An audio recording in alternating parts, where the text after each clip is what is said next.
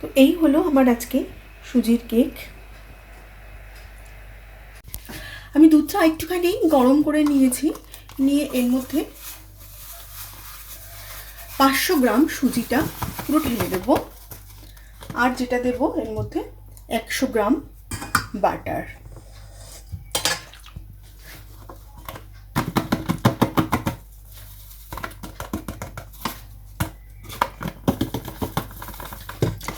এগুলো দিয়ে আমি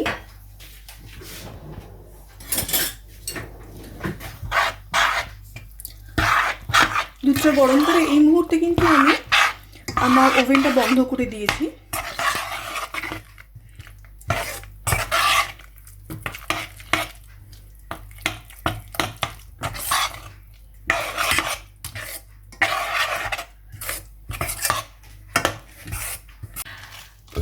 এই ছোট চায়ের চামচের আমি 2 চামচ বেকিং পাউডার দিলাম,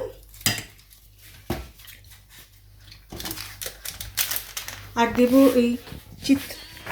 এই লেবুর ছালটা, আর এই যে মান্ডেল মানে পাউডারটা, বাদামের পাউডার। এটা আপনি মান্ডেল আমি দিচ্ছি, আপনি কাজুও দিতে পারেন, আপনার যেটা ইচ্ছা। না, এটা আমি দেব এই ধরুন 100 গ্রামের মতো, মানে এটা 100 গ্রামই আছে। এটা আমি পুরোটা এর মধ্যে দিয়ে এগুলো সব কিছু দিয়ে একসঙ্গে করে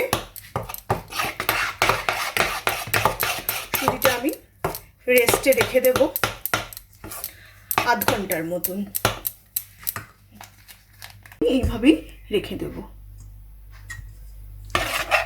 এবার ওই এবার কেকটার মধ্যে আমি 5খানা ডিম আর এটা হচ্ছে 370 গ্রামের কনডেন্স মিল্ক। এটা আমি 200 গ্রাম দেব, পুরোটা দেব না।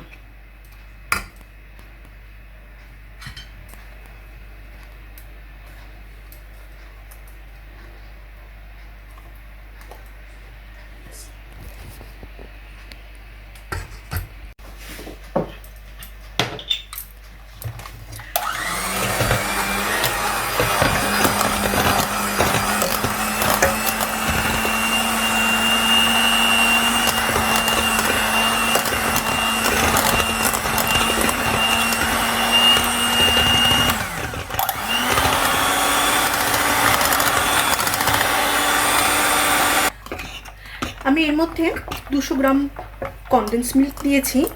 এরপর আপনারা যদি মনে করেন আপনাদের চিনি লাগবে, আপনারা দিতে পারেন, তবে আমার মনে হচ্ছে না এর পরে আর আমার চিনি লাগবে। আপনারা ইচ্ছা হলে দিতে পারেন।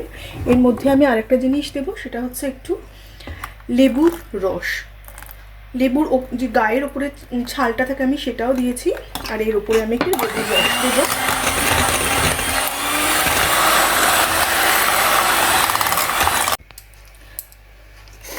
যে কোনো কেক করার কিন্তু একটাই নিয়ম, সেটা হচ্ছে আপনাকে বাটার খুব ভালো মতো লাগিয়ে নিতে হবে, তাহলে কেকটা নিচে আটকাবে না।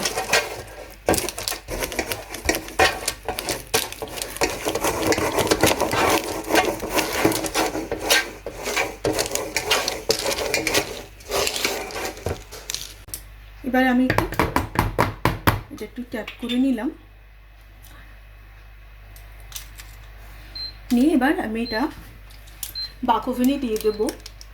40 থেকে কম করে 45 মিনিট রাখতে হবে 170-এ। প্রথমে ফ্রি হিট করতে হবে, আর 40 মিনিট পর আপনারা অবশ্যই দেখবেন, কারণ প্রত্যেকটা ওভেন কিন্তু সমান হয় না, কোনোটা একটু বেশি কোনোটা একটু কম লাগে। তারপরে একটা কিছু দিয়ে আপনারা দেখে নেবেন টুথপিক দিয়ে যে ওটা শুকনো বেরোচ্ছে কিনা। না,